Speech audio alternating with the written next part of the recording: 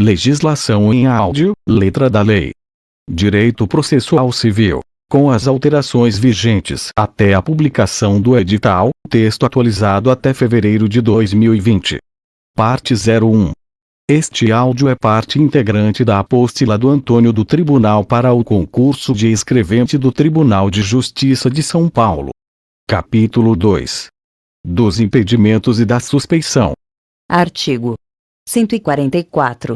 A impedimento do juiz, sendo-lhe vedado exercer suas funções no processo. 1. Em que interveio como mandatário da parte, oficiou como perito, funcionou como membro do Ministério Público ou prestou depoimento como testemunha. 2. De que conheceu em outro grau de jurisdição, tendo proferido decisão. 3. Quando nele estiver postulando, como defensor público, advogado ou membro do Ministério Público, seu cônjuge ou companheiro, ou qualquer parente, consanguíneo ou afim, em linha reta ou colateral, até o terceiro grau, inclusive. 4. Quando for parte no processo ele próprio, seu cônjuge ou companheiro, ou parente, consanguíneo ou afim, em linha reta ou colateral, até o terceiro grau, inclusive. 5. Quando for sócio ou membro de direção ou de administração de pessoa jurídica parte no processo. 6. Quando for herdeiro presuntivo, donatário ou empregador de qualquer das partes. 7. Em que figure como parte instituição de ensino com a qual tenha relação de emprego ou decorrente de contrato de prestação de serviços. 8. Em que figure como parte cliente do escritório de advocacia de seu cônjuge, companheiro ou parente, consanguíneo ou afim, em linha reta ou colateral, até o terceiro grau, inclusive, mesmo que patrocinado por advogado de outro escritório. 9. Quando promover ação contra a parte ou seu advogado. Parágrafo 1º. Na hipótese do inciso 3, o impedimento só se verifica quando o defensor público, o advogado ou o membro do Ministério Público já integrava o processo antes do início da atividade judicante do juiz. Parágrafo 2º. É vedada a criação de fato superveniente a fim de caracterizar impedimento do juiz. Parágrafo 3º. O impedimento previsto no inciso 3 também se verifica no caso de mandato conferido a membro de escritório de advocacia que tenha em seus quadros advogado que individualmente ostente a condição nele prevista, mesmo que não intervenha diretamente no processo.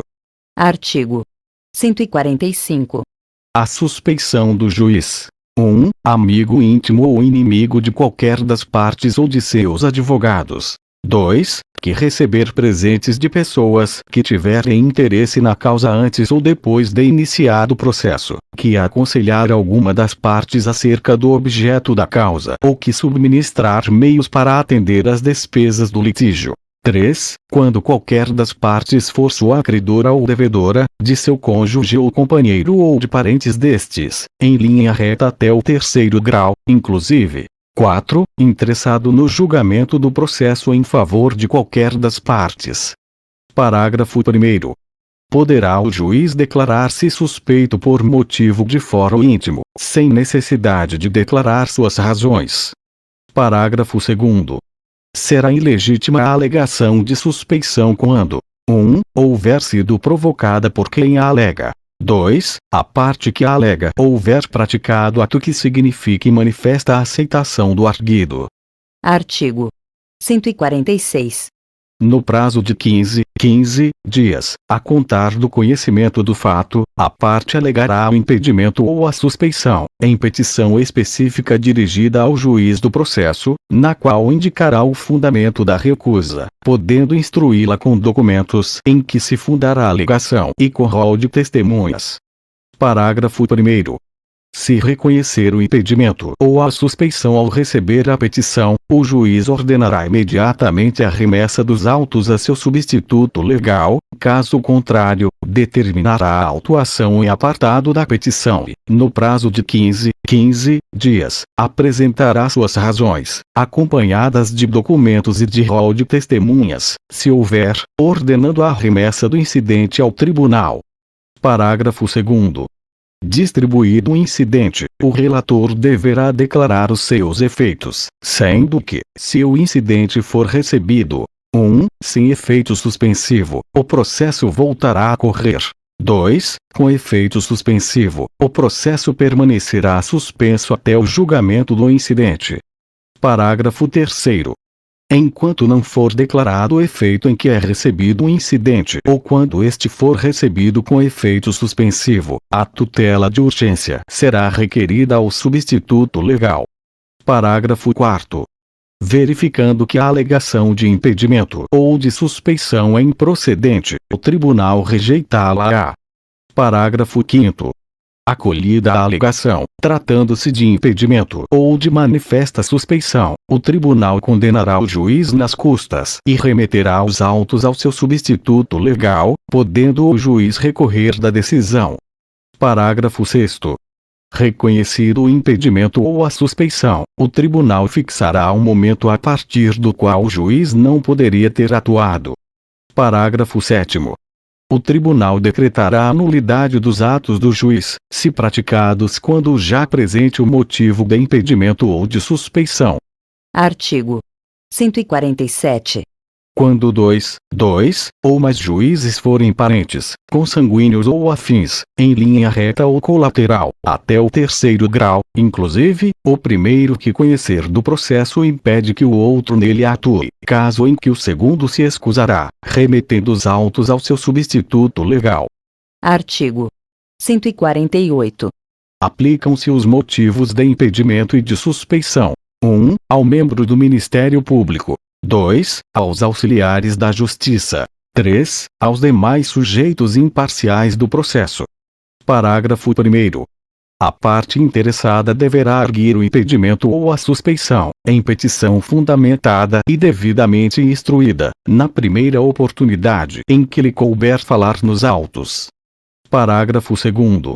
O juiz mandará processar o incidente em separado e sem suspensão do processo, ouvindo o arguido no prazo de 15 dias e facultando a produção de prova, quando necessária. Parágrafo 3º. Nos tribunais, a arguição a que se refere o parágrafo 1º será disciplinada pelo regimento interno. Parágrafo 4º. O disposto nos parágrafos 1º e 2º não se aplica à arguição de impedimento ou de suspeição de testemunha. Capítulo 3. Dos auxiliares da Justiça. Artigo 149. São auxiliares da Justiça, além de outros cujas atribuições sejam determinadas pelas normas de organização judiciária, o escrivão, o chefe de secretaria, o oficial de justiça, o perito, o depositário, o administrador, o intérprete, o tradutor, o mediador, o conciliador judicial, o partidor, o distribuidor, o contabilista e o regulador de avarias. Seção 1. Do escrivão, do chefe de secretaria e do oficial de justiça. Artigo 150. Em cada juízo haverá um ou mais ofícios de justiça, cujas atribuições serão determinadas pelas normas de organização judiciária. Artigo 151.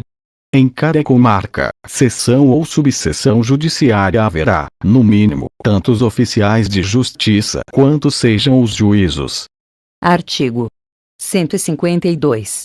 Incumbe ao escrivão ou ao chefe de secretaria: 1. Redigir, na forma legal, os ofícios, os mandados, as cartas precatórias e os demais atos que pertençam ao seu ofício. 2. Efetivar as ordens judiciais, realizar citações e intimações, bem como praticar todos os demais atos que lhe forem atribuídos pelas normas de organização judiciária. 3. Comparecer às audiências ou, não podendo fazê-lo, designar servidor para substituí-lo.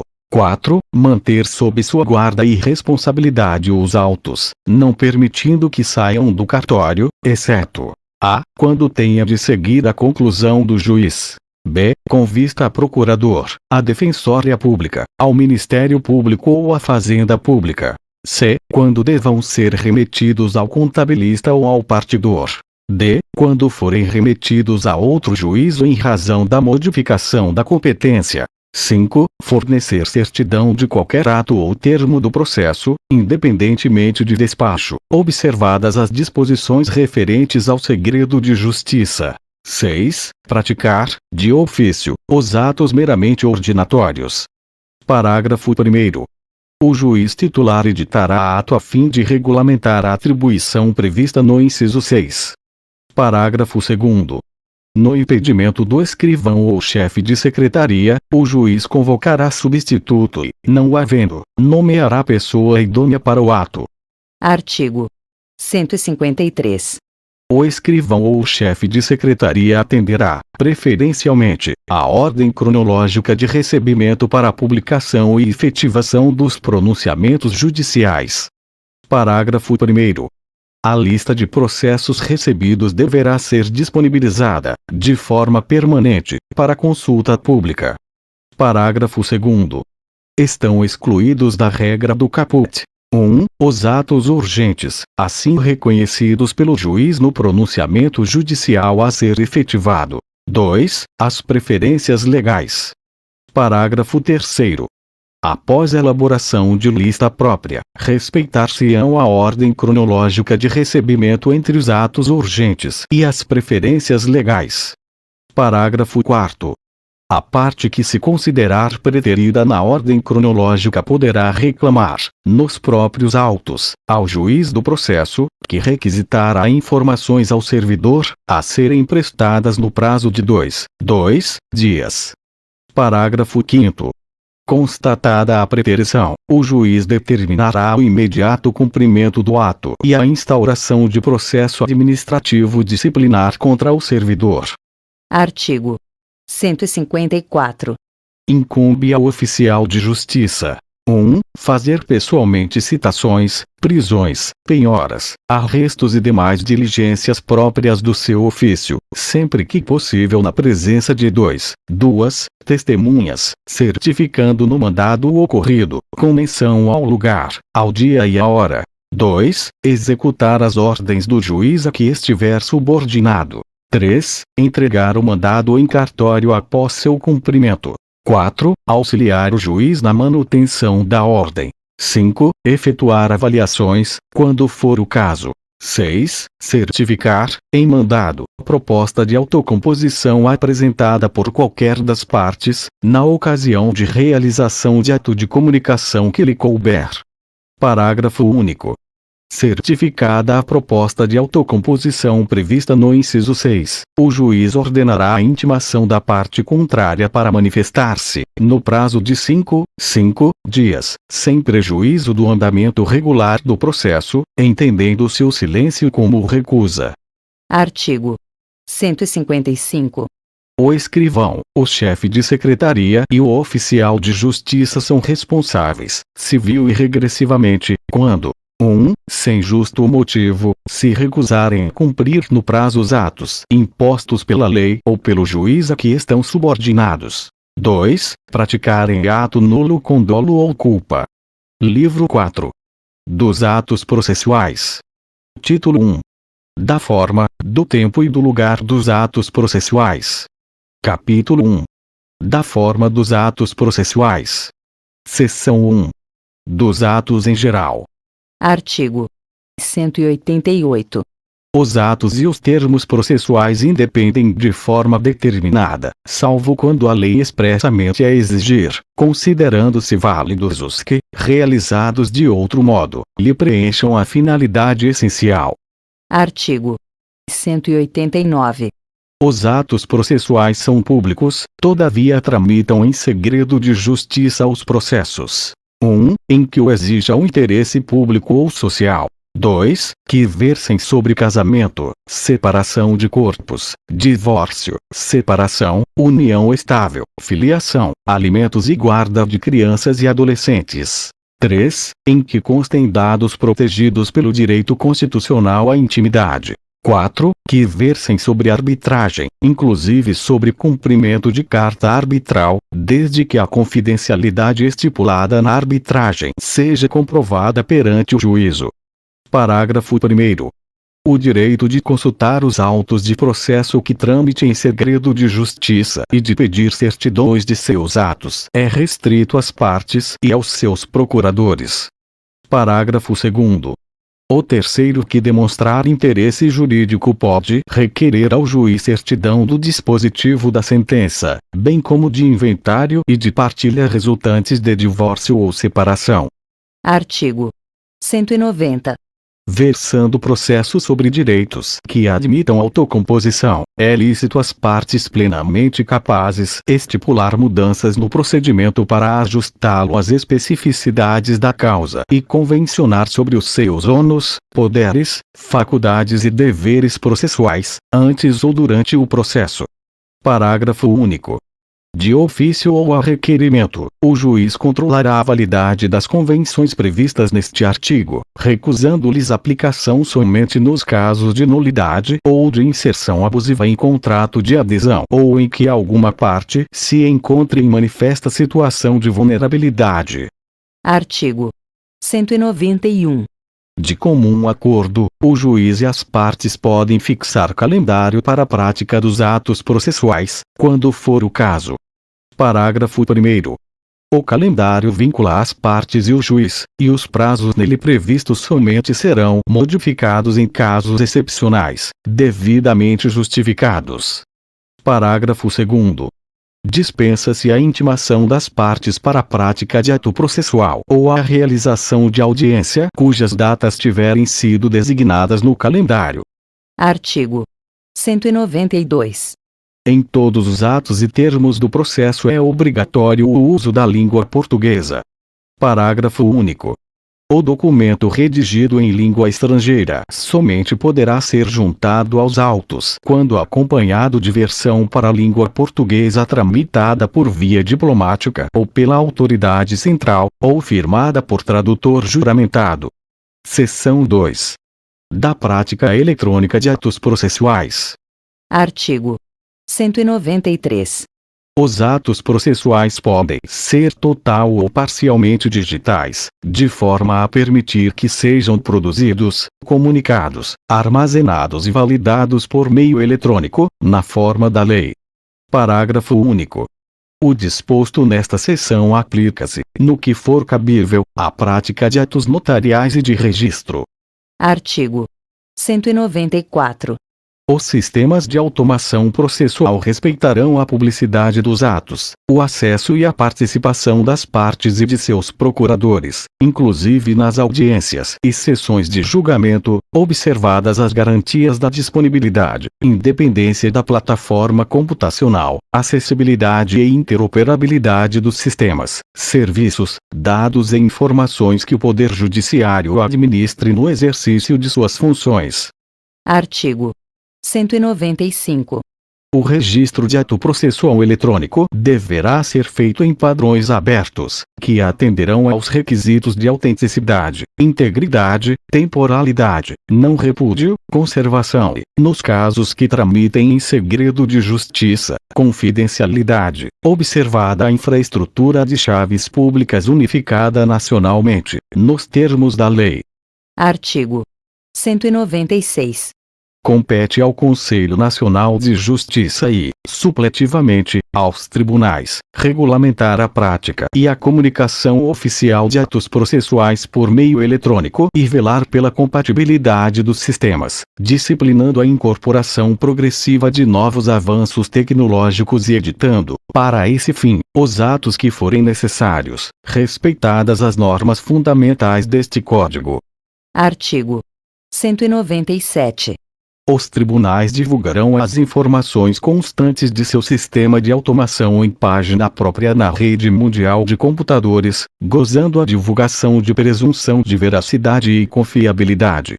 Parágrafo único. Nos casos de problema técnico do sistema e de erro ou omissão do auxiliar da justiça responsável pelo registro dos andamentos, poderá ser configurada a justa causa prevista no Artigo 223, caput e parágrafo 1º. Artigo 198. As unidades do Poder Judiciário deverão manter gratuitamente, à disposição dos interessados, equipamentos necessários à prática de atos processuais e à consulta e ao acesso ao sistema e aos documentos dele constantes. Parágrafo único. Será admitida a prática de atos por meio não eletrônico no local onde não estiverem disponibilizados os equipamentos previstos no caput. Artigo 199. As unidades do Poder Judiciário assegurarão às pessoas com deficiência a acessibilidade aos seus sítios na rede mundial de computadores, ao meio eletrônico de prática de atos judiciais, à comunicação eletrônica dos atos processuais e à assinatura eletrônica. Seção 3. Dos atos das partes. Artigo 200. Os atos das partes consistentes em declarações unilaterais ou bilaterais de vontade produzem imediatamente a constituição, modificação ou extinção de direitos processuais. Parágrafo único. A desistência da ação só produzirá efeitos após homologação judicial. Artigo 201.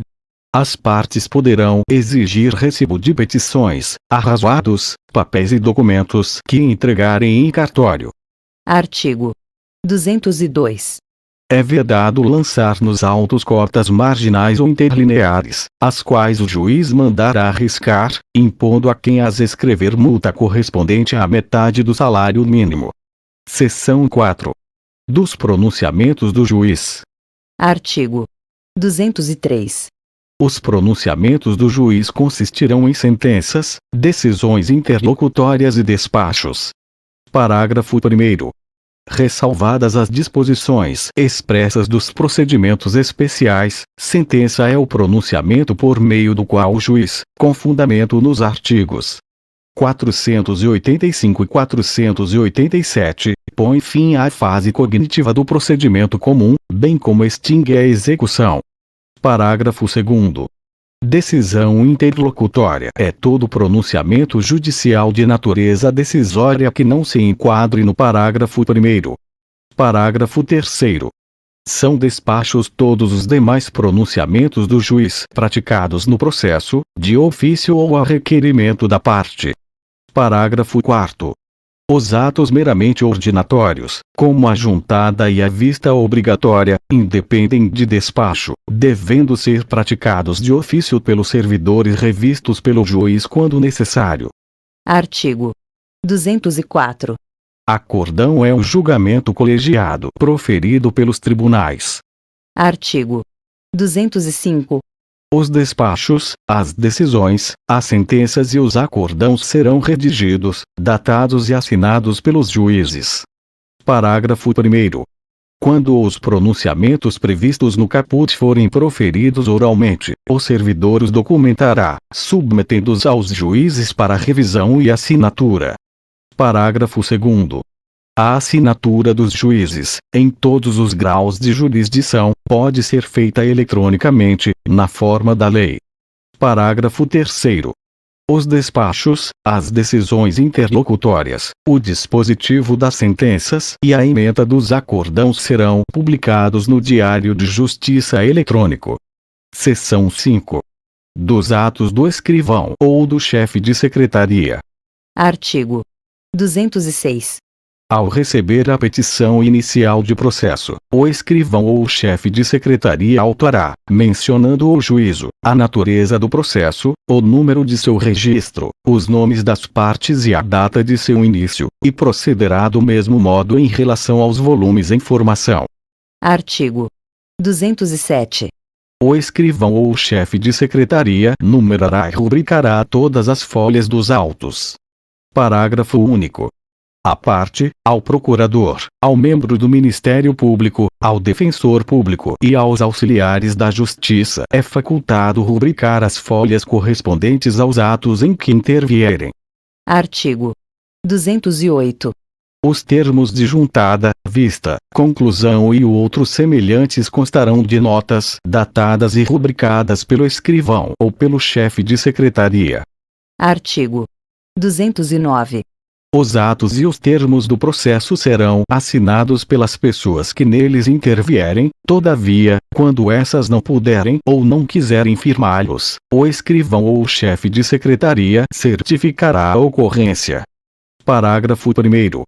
Quando se tratar de processo total ou parcialmente documentado em autos eletrônicos, os atos processuais praticados na presença do juiz poderão ser produzidos e armazenados de modo integralmente digital em arquivo eletrônico inviolável, na forma da lei, mediante registro em termo, que será assinado digitalmente pelo juiz e pelo escrivão ou chefe de secretaria, bem como pelos advogados das partes. Parágrafo 2º. Na hipótese do parágrafo 1º, eventuais contradições na transcrição deverão ser suscitadas oralmente no momento de realização do ato, sob pena de preclusão, devendo o juiz decidir de plano e ordenar o registro, no termo, da alegação e da decisão. Artigo 210. É lícito o uso da taquigrafia, da estenotipia ou de outro método idôneo em qualquer juízo ou tribunal. Artigo 211. Não se admitem nos atos e termos processuais espaços em branco, salvo os que forem inutilizados, assim como entre linhas, emendas ou rasuras, exceto quando expressamente ressalvadas. Capítulo 2. Do tempo e do lugar dos atos processuais. Seção 1. Do tempo. Artigo 212. Os atos processuais serão realizados em dias úteis, das 6 às 20 horas. Parágrafo 1º. Serão concluídos após as 20 horas os atos iniciados antes, quando o adiamento prejudicar a diligência ou causar grave dano. Parágrafo 2º. Independentemente de autorização judicial, as citações, intimações e penhoras poderão realizar-se no período de férias forenses, onde as houver, e nos feriados ou dias úteis fora do horário estabelecido neste artigo, observado o disposto no Artigo 5º, inciso 11, da Constituição Federal. Parágrafo 3º. Quando o ato tiver de ser praticado por meio de petição em autos não eletrônicos, essa deverá ser protocolada no horário de funcionamento do fórum ou tribunal, conforme o disposto na Lei de Organização Judiciária Local. Artigo 213. A prática eletrônica de ato processual pode ocorrer em qualquer horário até as 24 horas do último dia do prazo. Parágrafo único. O horário vigente no juízo perante o qual o ato deve ser praticado será considerado para fins de atendimento do prazo. Artigo 214.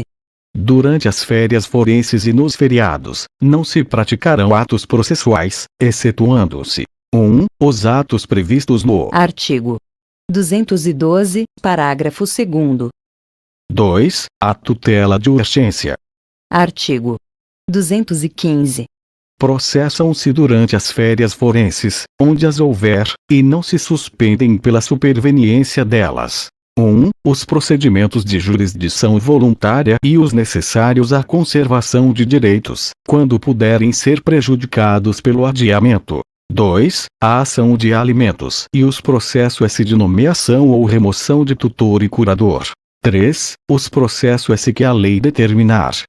Artigo 216. Além dos declarados em lei, são feriados, para efeito forense, os sábados, os domingos e os dias em que não haja expediente forense. Seção 2. Do lugar. Artigo 217. Os atos processuais realizar-se-ão ordinariamente na sede do juízo, ou, excepcionalmente, em outro lugar em razão de deferência, de interesse da justiça, da natureza do ato ou de obstáculo arguido pelo interessado e acolhido pelo juiz. Capítulo 3. Dos prazos. Seção 1. Disposições gerais. Artigo 218. Os atos processuais serão realizados nos prazos prescritos em lei. Parágrafo 1º. Quando a lei for omissa, o juiz determinará os prazos em consideração à complexidade do ato. Parágrafo 2º. Quando a lei ou o juiz não determinar prazo, as intimações somente obrigarão a comparecimento após decorridas 48 horas. Parágrafo 3º. Inexistindo preceito legal ou prazo determinado pelo juiz, será de 5 dias o prazo para a prática de ato processual a cargo da parte. Parágrafo 4º. Será considerado tempestivo o ato praticado antes do termo inicial do prazo. Artigo 219. Na contagem de prazo em dias, estabelecido por lei ou pelo juiz, computar-se-ão somente os dias úteis. Parágrafo único. O disposto neste artigo aplica-se somente aos prazos processuais. Artigo 220. Suspende-se o curso do prazo processual nos dias compreendidos entre 20 de dezembro e 20 de janeiro, inclusive. Parágrafo 1º. Ressalvadas as férias individuais e os feriados instituídos por lei, os juízes, os membros do Ministério Público, da Defensoria Pública e da Advocacia Pública e os auxiliares da Justiça exercerão suas atribuições durante o período previsto no caput. Parágrafo 2º. Durante a suspensão do prazo, não se realizarão audiências nem sessões de julgamento. Artigo 221. Suspende-se o curso do prazo por obstáculo criado em detrimento da parte ou ocorrendo qualquer das hipóteses do Artigo 313, devendo o prazo ser restituído por tempo igual ao que faltava para sua complementação. Parágrafo único. Suspendem-se os prazos durante a execução de programa instituído pelo Poder Judiciário para promover a autocomposição, incumbindo aos tribunais especificar, com antecedência, a duração dos trabalhos. Artigo 222. Na comarca, seção ou subseção judiciária onde for difícil o transporte, o juiz poderá prorrogar os prazos por até 2 meses. Parágrafo 1º. Ao juiz é vedado reduzir prazos peremptórios sem anuência das partes. Parágrafo 2º. Havendo calamidade pública, o limite previsto no caput para a prorrogação de prazos poderá ser excedido. Artigo 223. Decorrido prazo, extingue-se o direito de praticar ou de emendar o ato processual, independentemente de declaração judicial, ficando assegurado, porém, a parte provar que não o realizou por justa causa. Parágrafo 1º. Considera-se justa causa o evento alheio à vontade da parte e que a impediu de praticar o ato por si ou por mandatário. Parágrafo 2º. Verificada a justa causa, o juiz permitirá à parte a prática do ato no prazo que lhe assinar. Artigo 224. Salvo disposição em contrário, os prazos serão contados excluindo o dia do começo e incluindo o dia do vencimento. Parágrafo 1º. Os dias do começo e do vencimento do prazo serão protraídos para o primeiro dia útil seguinte, se coincidirem com o dia em que o expediente forense for encerrado antes ou iniciado depois da hora normal ou houver indisponibilidade da comunicação eletrônica. Parágrafo 2º. Considera-se como data de publicação o primeiro dia útil seguinte ao da disponibilização da informação no Diário da Justiça eletrônico. Parágrafo 3º. A contagem do prazo terá início no primeiro dia útil que seguir ao da publicação. Artigo 225. A parte poderá renunciar ao prazo estabelecido exclusivamente em seu favor, desde que o faça de maneira expressa. Artigo 226. O juiz proferirá: 1. Os despachos no prazo de 5 dias. 2. As decisões interlocutórias no prazo de 10 dias. 3. As sentenças no prazo de 30 dias. Artigo 227. Em qualquer grau de jurisdição, havendo motivo justificado, pode o juiz exceder, por igual tempo, os prazos a que está submetido. Artigo 228. Incumbirá ao serventuário remeter os autos conclusos no prazo de 1 dia e executar os atos processuais no prazo de 5 dias, contado da data em que Houver concluído ato processual anterior, se lhe for imposto pela lei. 2. Tiver ciência da ordem, quando determinada pelo juiz. Parágrafo 1º. Ao receber os autos, o serventuário certificará o dia e a hora em que teve ciência da ordem referida no inciso 2. Parágrafo 2º. Nos processos em autos eletrônicos, a juntada de petições ou de manifestações em geral ocorrerá de forma automática, independentemente de ato de serventuário da Justiça. Artigo 229. Os litisconsortes que tiverem diferentes procuradores, de escritórios de advocacia distintos, terão prazos contados em dobro para todas as suas manifestações, em qualquer juízo ou tribunal, independentemente de requerimento. Parágrafo 1º. Cessa a contagem do prazo em dobro se, havendo apenas dois réus, é oferecida defesa por apenas um deles.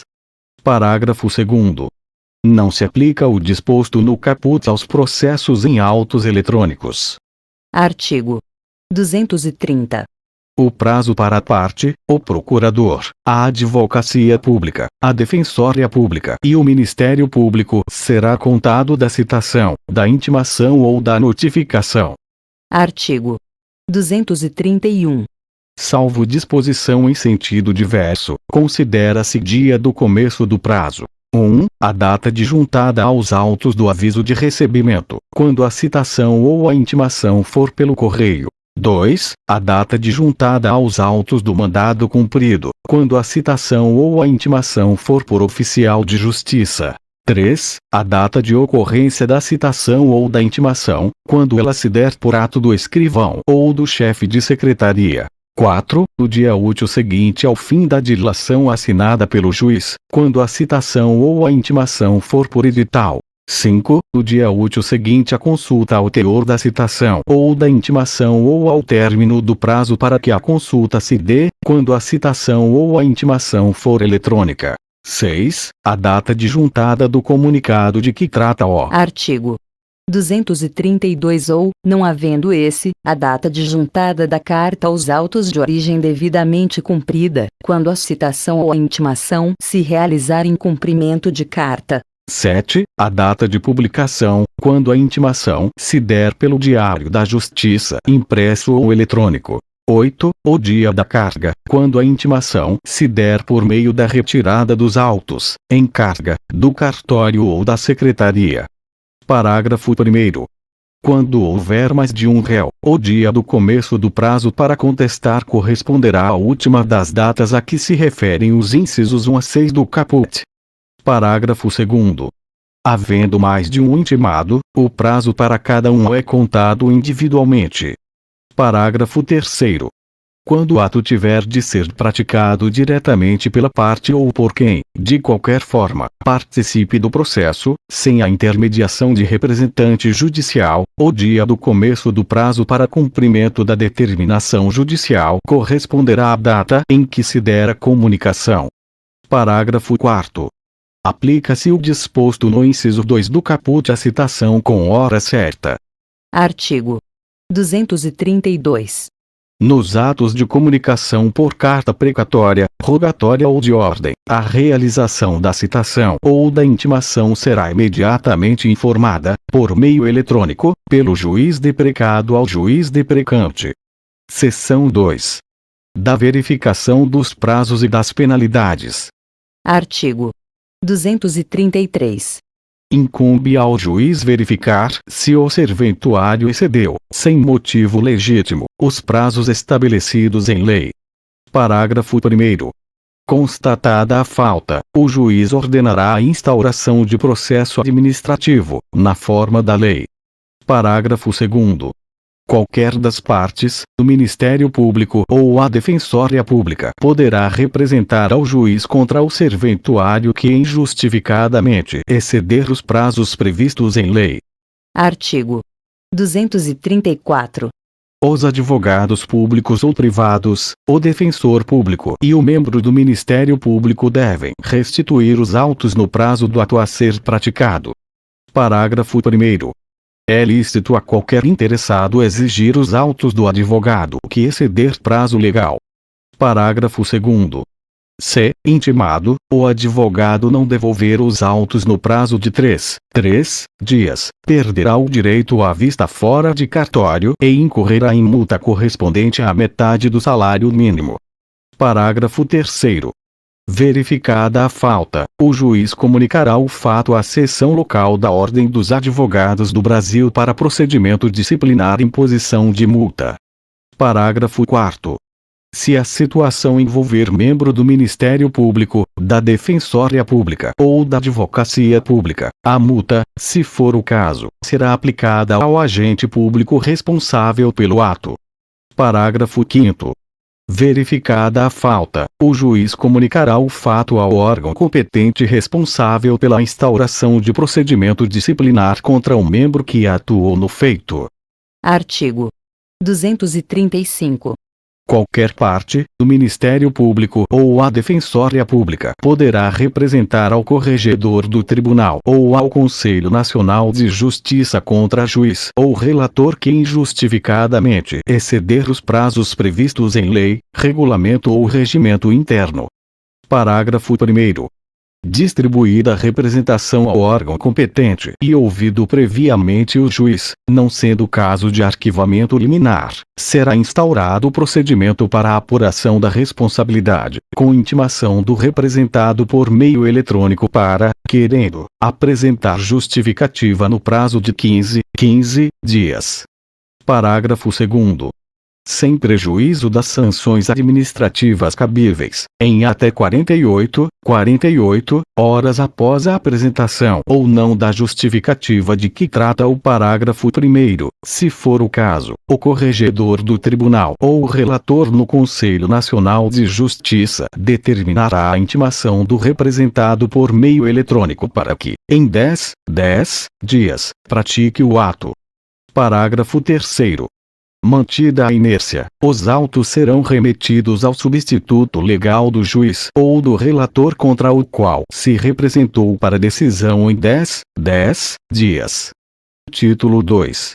Da comunicação dos atos processuais. Capítulo 1. Disposições gerais. Artigo 236. Os atos processuais serão cumpridos por ordem judicial. Parágrafo 1º. Será expedida carta para a prática de atos fora dos limites territoriais do tribunal, da comarca, da seção ou da subseção judiciárias, ressalvadas as hipóteses previstas em lei. Parágrafo 2º. O tribunal poderá expedir carta para juízo a ele vinculado, se o ato houver de se realizar fora dos limites territoriais do local de sua sede. Parágrafo 3º. Admite-se a prática de atos processuais por meio de videoconferência ou outro recurso tecnológico de transmissão de sons e imagens em tempo real. Artigo 237. Será expedida carta 1. De ordem, pelo Tribunal, na hipótese do parágrafo 2º. Do Artigo 236. 2. Rogatória, para que órgão jurisdicional estrangeiro pratique ato de cooperação jurídica internacional, relativo a processo em curso perante órgão jurisdicional brasileiro. 3. Precatória, para que órgão jurisdicional brasileiro pratique ou determine o cumprimento, na área de sua competência territorial, de ato relativo a pedido de cooperação judiciária formulado por órgão jurisdicional de competência territorial diversa. 4. Arbitral, para que órgão do Poder Judiciário pratique ou determine o cumprimento, na área de sua competência territorial, de ato objeto de pedido de cooperação judiciária formulado por juízo arbitral, inclusive os que importem efetivação de tutela provisória. Parágrafo único. Se o ato relativo a processo em curso na Justiça Federal ou em Tribunal Superior houver de ser praticado em local onde não haja vara federal, a carta poderá ser dirigida ao juízo estadual da respectiva comarca. Capítulo 2. Da citação. Artigo 238. Citação é o ato pelo qual são convocados o réu, o executado ou o interessado para integrar a relação processual. Artigo 239. Para a validade do processo é indispensável a citação do réu ou do executado, ressalvadas as hipóteses de indeferimento da petição inicial ou de improcedência liminar do pedido. Parágrafo 1º. O comparecimento espontâneo do réu ou do executado supre a falta ou a nulidade da citação, fluindo a partir desta data o prazo para apresentação de contestação ou de embargos à execução. Parágrafo 2º. Rejeitada a alegação de nulidade, tratando-se de processo de 1. Conhecimento, o réu será considerado rével. 2. Execução, o feito terá seguimento. Artigo 240. A citação válida, ainda quando ordenada por juízo incompetente, induz litispendência, torna litigiosa a coisa e constitui em mora ao devedor, ressalvado o disposto nos artigos 397 e 398 da Lei N. 10.406, de 10 de janeiro de 2002, Código Civil. Parágrafo 1º. A interrupção da prescrição, operada pelo despacho que ordena a citação, ainda que proferido por juízo incompetente, retroagirá a data de propositura da ação. Parágrafo 2º. Incumbe ao autor adotar, no prazo de 10 dias, as providências necessárias para viabilizar a citação, sob pena de não se aplicar o disposto no parágrafo 1º. Parágrafo 3º. A parte não será prejudicada pela demora imputável exclusivamente ao serviço judiciário. Parágrafo 4º. O efeito retroativo a que se refere o parágrafo 1º aplica-se à decadência e aos demais prazos extintivos previstos em lei. Artigo 241. Transitada em julgado a sentença de mérito proferida em favor do réu antes da citação, incumbe ao escrivão ou ao chefe de secretaria comunicar-lhe o resultado do julgamento. Artigo 242. A citação será pessoal, podendo, no entanto, ser feita na pessoa do representante legal ou do procurador do réu, do executado ou do interessado. Parágrafo 1º. Na ausência do citando, a citação será feita na pessoa de seu mandatário, administrador, preposto ou gerente, quando a ação se originar de atos por eles praticados. Parágrafo 2º. O locador que se ausentar do Brasil sem cientificar o locatário de que deixou, na localidade onde estiver situado o imóvel, procurador com poderes para receber citação será citado na pessoa do administrador do imóvel encarregado do recebimento dos aluguéis, que será considerado habilitado para representar o locador em juízo. Parágrafo 3º. A citação da União, dos Estados, do Distrito Federal, dos municípios e de suas respectivas autarquias e fundações de direito público será realizada perante o órgão de advocacia pública responsável por sua representação judicial. Artigo 243. A citação poderá ser feita em qualquer lugar em que se encontre o réu, o executado ou o interessado. Parágrafo único. O militar em serviço ativo será citado na unidade em que estiver servindo, se não for conhecida a sua residência ou nela não for encontrado. Artigo 244. Não se fará a citação, salvo para evitar o perecimento do direito. 1. De quem estiver participando de ato de culto religioso. 2. De cônjuge, de companheiro ou de qualquer parente do morto, consanguíneo ou afim, em linha reta ou na linha colateral em segundo grau, no dia do falecimento e nos 7 dias seguintes. 3. De noivos, nos 3 primeiros dias seguintes ao casamento. 4. De doente, enquanto grave o seu estado. Artigo 245. Não se fará a citação quando se verificar que o citando é mentalmente incapaz ou está impossibilitado de recebê-la. Parágrafo 1º. O oficial de justiça descreverá e certificará minuciosamente a ocorrência. Parágrafo 2º. Para examinar o citando, o juiz nomeará médico, que apresentará laudo no prazo de 5 dias. Parágrafo 3º. Dispensa-se a nomeação de que trata o parágrafo 2º. Se pessoa da família apresentar declaração do médico do citando que ateste a incapacidade deste. Parágrafo 4º. Reconhecida a impossibilidade, o juiz nomeará curador ao citando, observando, quanto à sua escolha, a preferência estabelecida em lei e restringindo a nomeação à causa. Parágrafo 5º. A citação será feita na pessoa do curador, a quem incumbirá a defesa dos interesses do citando. Artigo 246. A citação será feita: 1. Pelo correio. 2. Por oficial de justiça. 3. Pelo escrivão ou chefe de secretaria, se o citando comparecer em cartório. 4. Por edital. 5. Por meio eletrônico, conforme regulado em lei. Parágrafo 1º. Com exceção das microempresas e das empresas de pequeno porte, as empresas públicas e privadas são obrigadas a manter cadastro nos sistemas de processo em autos eletrônicos, para efeito de recebimento de citações e intimações, as quais serão efetuadas preferencialmente por esse meio. Parágrafo 2º.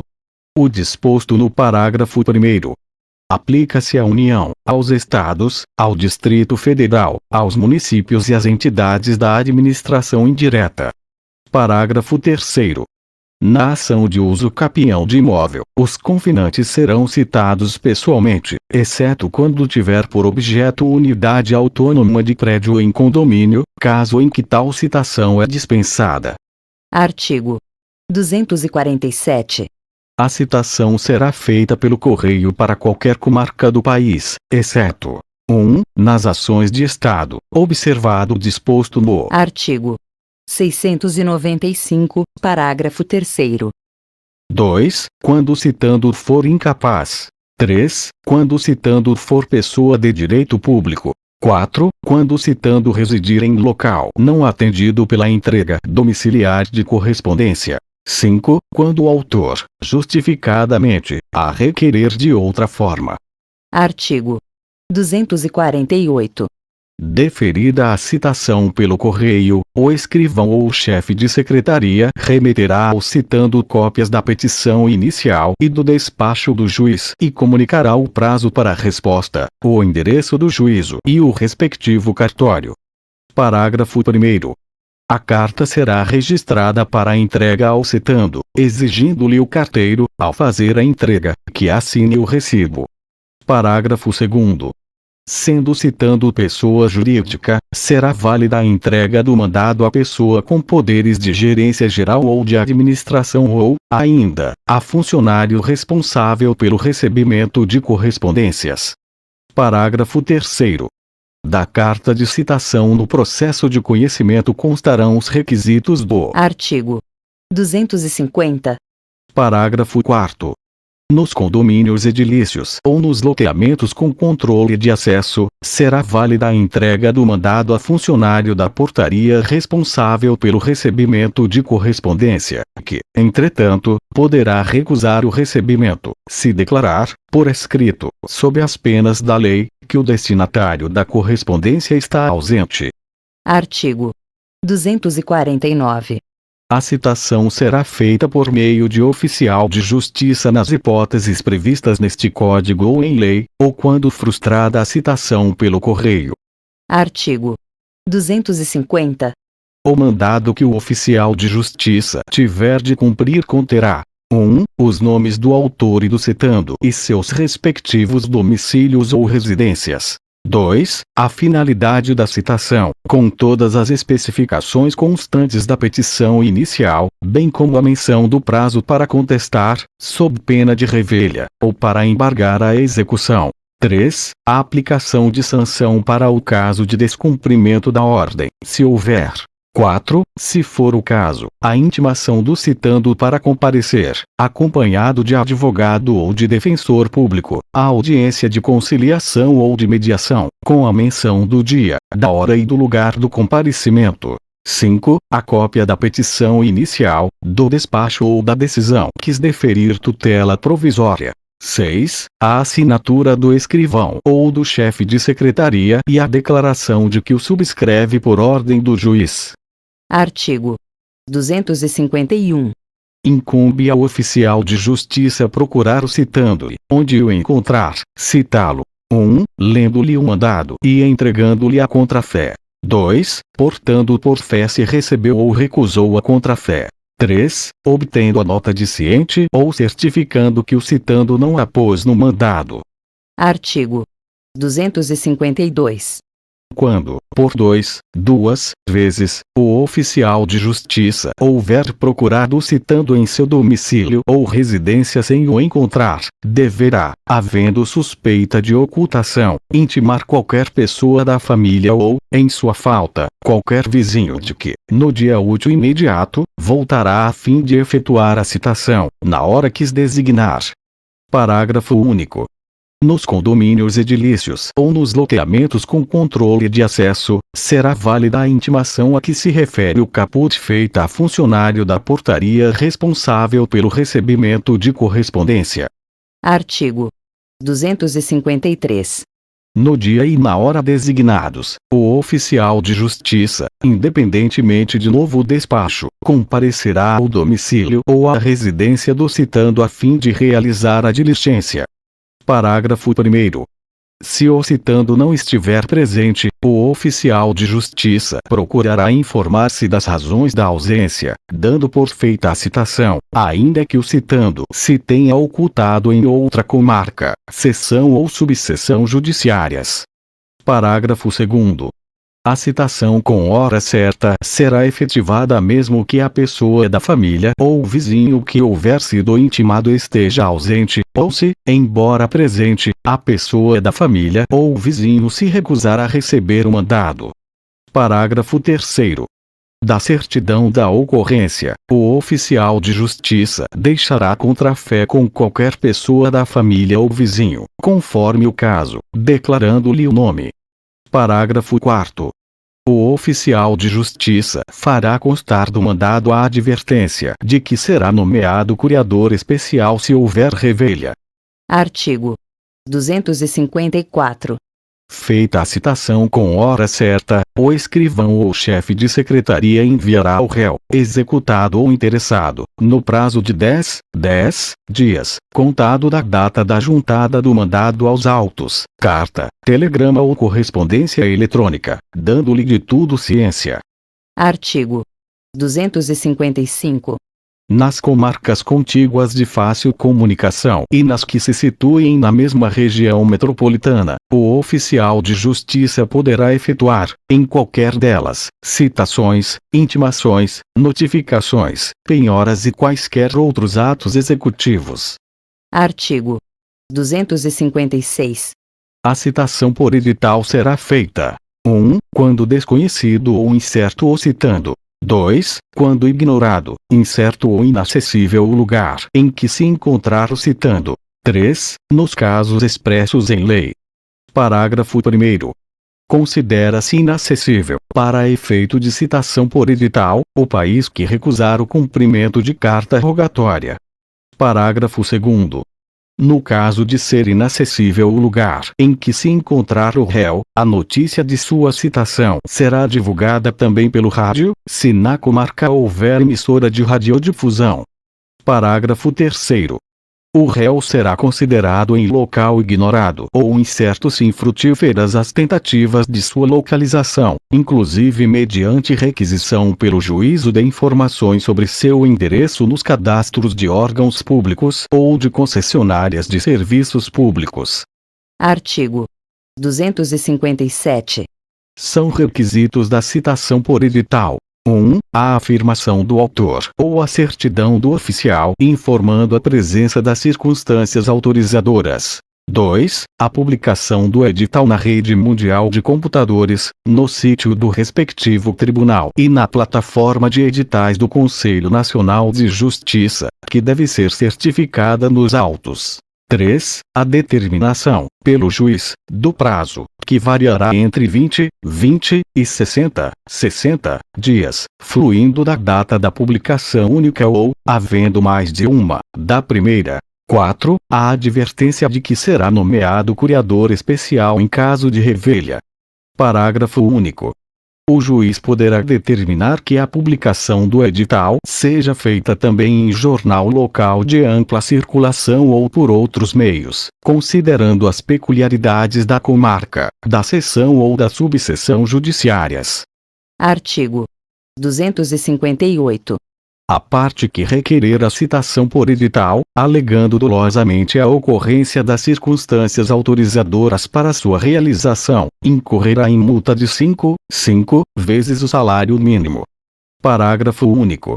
A multa reverterá em benefício do citando. Artigo 259. Serão publicados editais: 1. Na ação de uso capião de imóvel. 2. Na ação de recuperação ou substituição de título ao portador. 3. Em qualquer ação em que seja necessária, por determinação legal, a provocação, para participação no processo, de interessados incertos ou desconhecidos. Capítulo 3. Das cartas. Artigo 260. São requisitos das cartas de ordem, precatória e rogatória: 1. A indicação dos juízes de origem e de cumprimento do ato. 2. O inteiro teor da petição, do despacho judicial e do instrumento do mandato conferido ao advogado. 3. A menção do ato processual que lhe constitui o objeto. 4. O encerramento com a assinatura do juiz. Parágrafo 1º.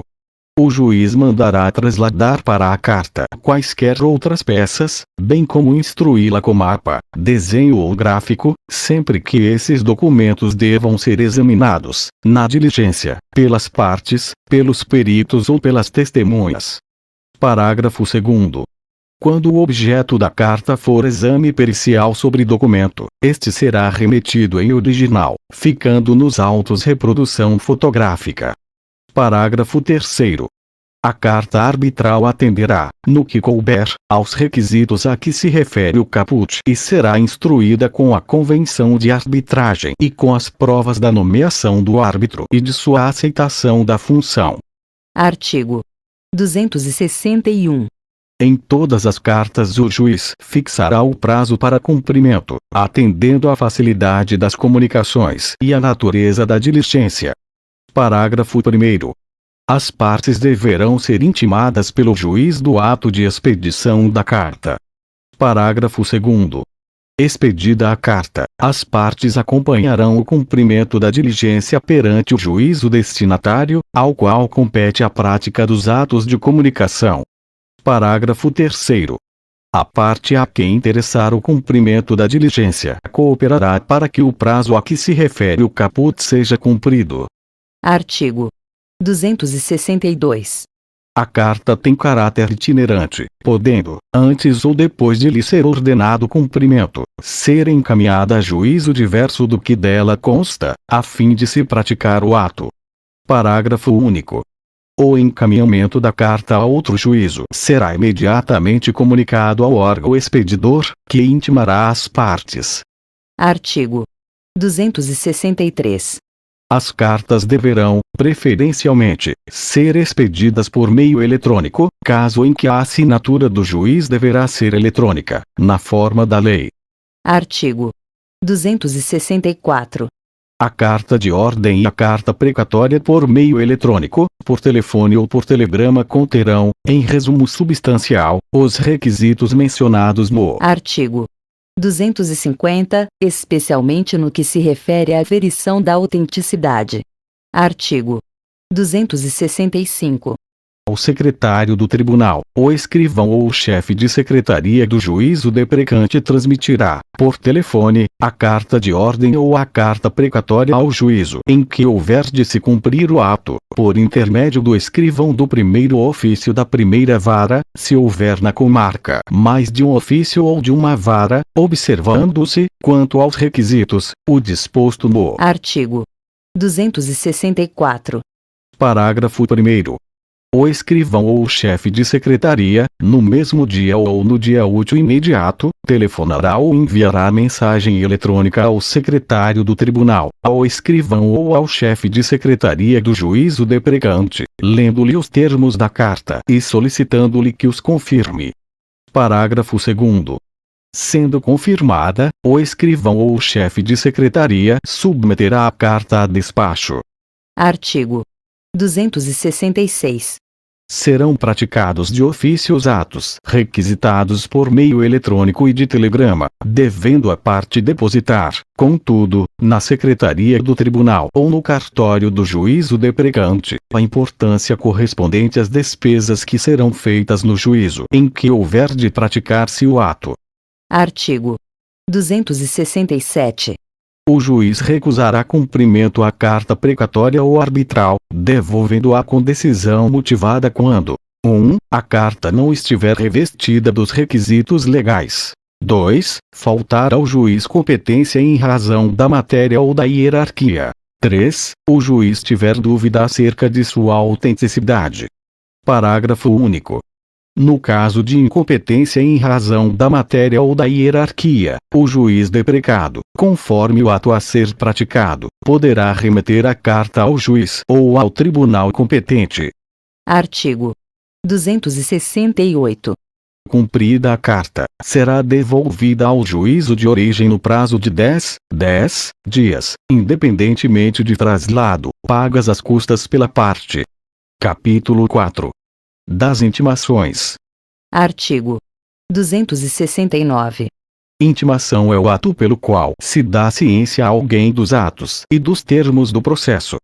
Parágrafo 1º. É facultado aos advogados promover a intimação do advogado da outra parte por meio do correio, juntando aos autos, a seguir, cópia do ofício de intimação e do aviso de recebimento. Parágrafo 2º.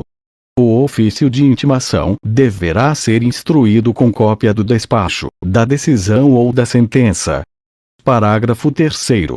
A intimação da União, dos Estados, do Distrito Federal, dos municípios e de suas respectivas autarquias e fundações de direito público será realizada perante o órgão de advocacia pública responsável por sua representação judicial.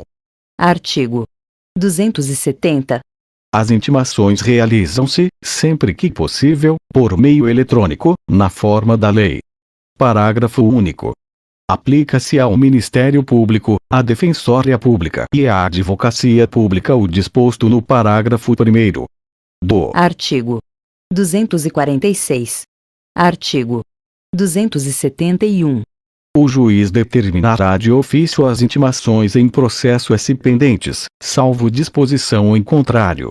Artigo 272. Quando não realizadas por meio eletrônico, consideram-se feitas as intimações pela publicação dos atos no órgão oficial. Parágrafo 1º. Os advogados poderão requerer que, na intimação a eles dirigida, figure apenas o nome da sociedade a que pertençam, desde que devidamente registrada na Ordem dos Advogados do Brasil. Parágrafo 2º. Sob pena de nulidade, é indispensável que da publicação constem os nomes das partes e de seus advogados, com o respectivo número de inscrição na Ordem dos Advogados do Brasil, ou, se assim requerido, da Sociedade de Advogados. Parágrafo 3º. A grafia dos nomes das partes não deve conter abreviaturas. Parágrafo 4º. A grafia dos nomes dos advogados deve corresponder ao nome completo e ser a mesma que constar da procuração ou que estiver registrada na Ordem dos Advogados do Brasil. Parágrafo 5º. Constando dos autos pedido expresso para que as comunicações dos atos processuais sejam feitas em nome dos advogados indicados, o seu desatendimento implicará nulidade. Parágrafo 6º. A retirada dos autos do cartório ou da secretaria encarga pelo advogado, por pessoa credenciada a pedido do advogado ou da sociedade de advogados, pela advocacia pública, pela defensoria pública ou pelo Ministério Público, implicará a intimação de qualquer decisão contida no processo retirado, ainda que pendente de publicação. Parágrafo 7º. O advogado e a sociedade de advogados deverão requerer o respectivo credenciamento para a retirada de autos por preposto. Parágrafo 8º. A parte arguirá a nulidade da intimação em capítulo preliminar do próprio ato que lhe caiba praticar, o qual será tido por tempestivo se o vício for reconhecido. Parágrafo 9º. Aos autos, a parte limitar-se a arguir a nulidade da intimação, caso em que o prazo será contado da intimação da decisão que a reconheça. Artigo 273.